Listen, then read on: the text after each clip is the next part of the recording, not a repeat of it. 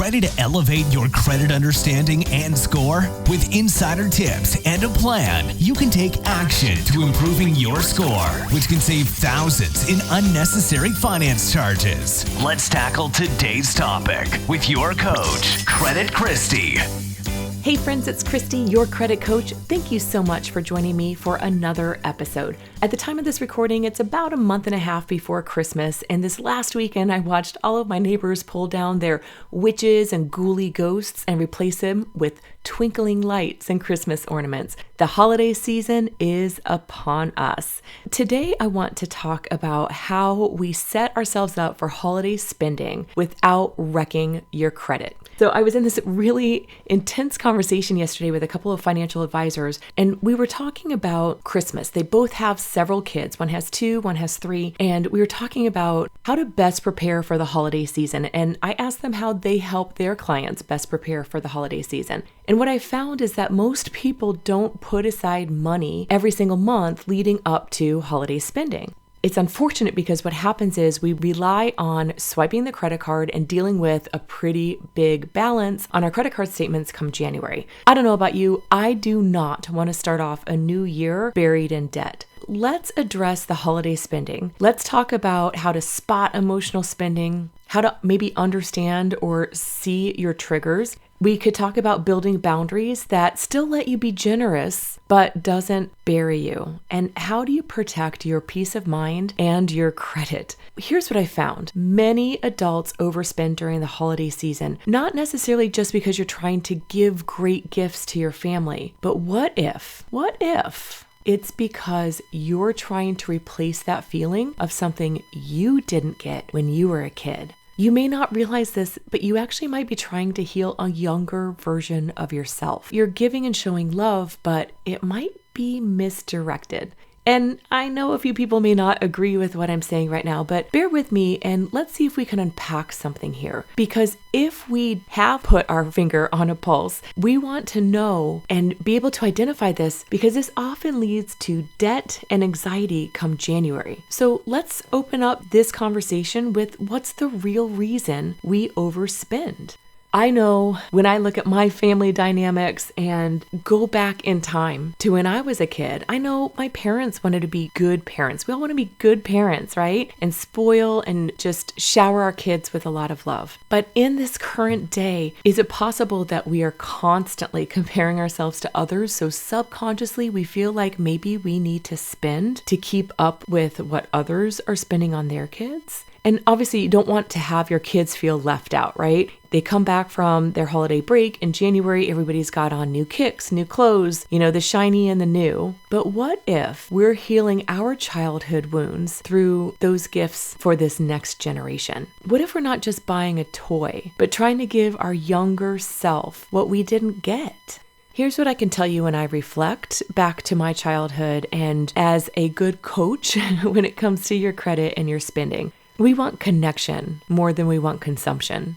When I think of my most cherished holiday memories, I distinctly remember that Christmas morning that we walked downstairs and our eyes were uncovered and my little sister and I were gifted a handmade Barbie doll home that my older sister made with her bare hands for us. See, we wanted a Barbie doll home. We had a couple of dolls that we were playing with at a very young, ripe age, and we weren't in a financial position to have the store-bought Barbie brand house. And when I saw that little contraption that my sister spent many hours making and customized it for us, man, that meant more than that painted cardboard Barbie house would have ever meant. The generosity that my sister gave to us through her hard work of creating it with her own hands, man, it was hands down the very best gift. And I remember one year after my older siblings had moved out, my parents, I don't know if they bought it or they bartered it with their business, but they told us that we were going on a weekend cruise down to the Bahamas, and my little sister and I were giddy with joy. And we created some wonderful memories with my parents that weekend. So as you're analyzing your spend and your plan for this holiday season, think about memories more than merchandise, and think about your presence more than your presents. The average toy is exciting for like 3 to 10 minutes before it becomes floor decor, right? So I do want to create a challenge for you this holiday season.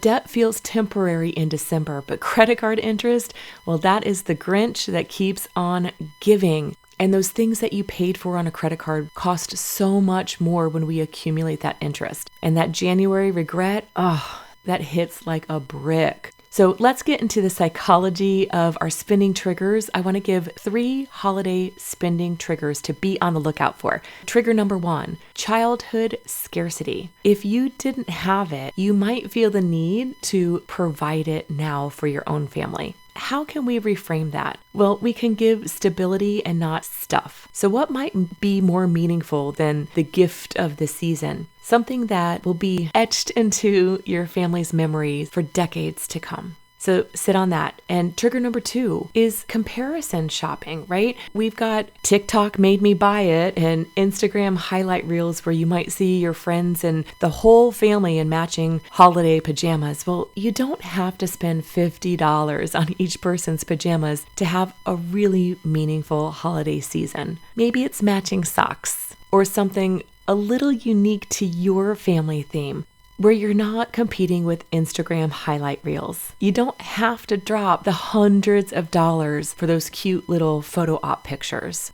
Your kids care more about you than the photo of matching outfits that a few of your friends are going to see and then quickly forget. And trigger number 3, emotional guilt buying. A lot of us are trying to buy back time. We've worked and slaved and didn't give our family the time that we needed, and we're trying to get that now before the kids move on and move out. Or maybe you had divorced parents or was part of a blended family. Or perhaps your children are now part of a blended family. Let's reframe that and give love and time and consistency over gifts and money.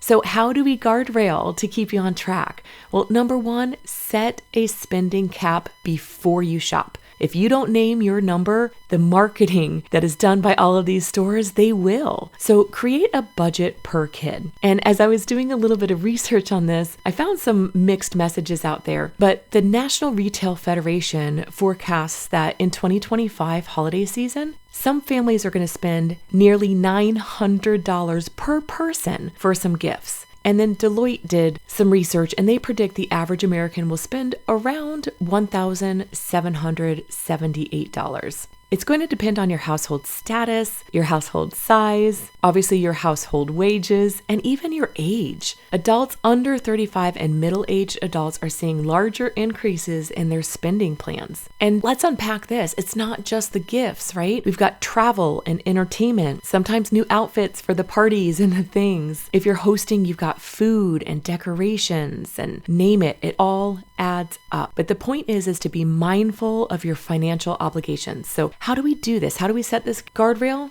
I want to encourage you to put a budget per person. Write out everybody you intend on buying a gift for. If you've got a big friend circle, clients, referral partners, your sphere, check out something that's a little bit more cost effective that you could give that is meaningful, that shows intention, that shows heart, but isn't a high dollar. I want to encourage you to use cash envelopes. Yeah, we're going with the Dave Ramsey method here, cash envelopes for your spending. And here's why. There is so much evidence out there that proves that when you swipe that credit card, you'll spend more. So if you put a dollar amount on your spending per person or per child, you can better manage what that looks like because you can physically see the cash that's left and spent in those envelopes. My mom did that back in the day. She'd have an envelope, each one of us with our names on it, and she'd put the receipts in for the gifts that she bought for myself and for my sister in our envelopes so she could track her spending, and she would spend it to the penny. And consider using your debit card instead of credit. If you use a budget, you're in control. But if you use your credit card without a plan, it controls you and you're not going to like the results come January statement. So number 2, create a short list. Maybe you max out your gift giving to 3 gifts per person in your family. I saw this probably on social media, the 3 gift rule. Provide 1 gift that fulfills a want, 1 gift that fulfills a need, and 1 gift that is something that somebody could wear or read, depending on what they really enjoy. So focus on leveling up experiences over the stuff. And then number 3, shop with time and not emotion. I know when I am down to the very last minute, I tend to grab things that are more out of convenience and less out of budget. So pause, walk away, sleep on it. Allow the brain to calm and desires to cool. And if you have to think about it more than a couple of minutes, the answer is no. They won't love it. Gone are the days where Black Friday was from 4 a.m. to 8 a.m. and you had to be at the stores before the sun was up. I just got a notification on Amazon that Black Friday sales start on November 20th, more than a full week before Black Friday. So you can get your deals. Take your time. And just remember, we need to be good stewards with the money that we have. Generosity isn't about price, it's about intention and the heart behind it. Our worth is not tied to things.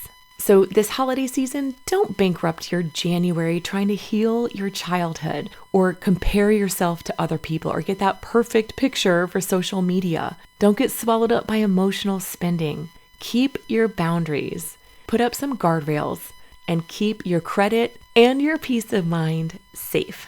And if you want to dive even deeper into the finance conversation, check out my book on Amazon called Finish Financially Free.